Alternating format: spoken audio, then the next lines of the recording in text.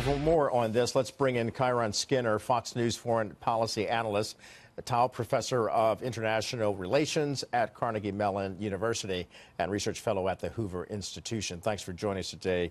As we look at this and as the president prepares to meet with North Korea's leader Kim Jong-un, he has been speaking about the possible release of American hostages, as we saw in Jillian's report, still being held in North Korea. Do you believe North Korea will release those Americans prior to this engagement between these two leaders?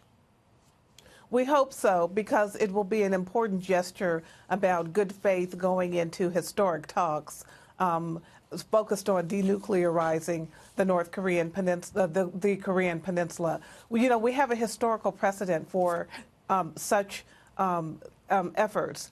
Let me speak about 1983, when Ronald Reagan, at the height of the Cold War, was able to negotiate the release of 7 Pentecostals from Soviet Pentecostals from the basement of the U.S. Embassy in Moscow. 1983 was seen as the height of the renewed Cold War, but while there was tension and rhetoric, Reagan calling the Soviet Union an evil empire, and the U.S. placing nuclear weapons in Western Europe focused on the Soviet Union, there was a human rights issue that got resolved. And without it, much of the end of the Cold War story would not have been possible. I think we're at that moment again on the Korean Peninsula. That's a very good point. I'm glad you brought that up, going back to 1983, because of the humanitarian effort that the president then, Ronald Reagan, made, and of course the success of that, and seeing an end to the Cold War between Russia and the United States. I want to play something real quickly from the former governor of New Mexico and former U.S. ambassador to the UN, Bill Richardson, who was speaking to our Neil Cavuto earlier today, and about his sense of hope and even optimism, if you will. Let's listen. I'm hopeful. It's the best I've seen in a long time, but I worry because I know the North Koreans.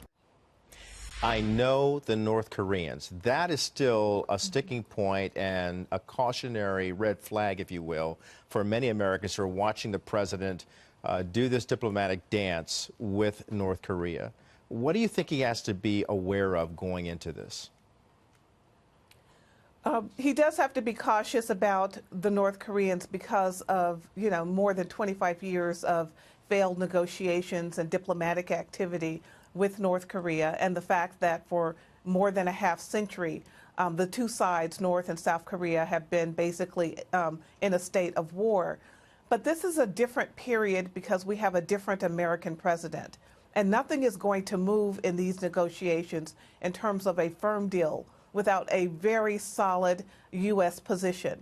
And we have jettisoned the strategic patience of the Obama administration with a very firm and directed diplomatic and military strategy that the North Koreans have not seen from an American president at any point and let's keep in mind, in more than a half century. That's a very good point. And let's keep in mind that this president is not a politician, but a businessman who actually touts making the art of the deal. So we're going to find out what kind of deal he will come up with. And for all intents and purposes, he's about to make an historic meeting between himself and the leader of North Korea, Kim Jong-un. That's all the time we have, Kyron. I wish we could talk to you more, because I'd really like to pick your brain on other things. But because of the shortness of our abbreviated hour, we've got to move on. But thank you so much for your insights. Appreciate you. Thank you.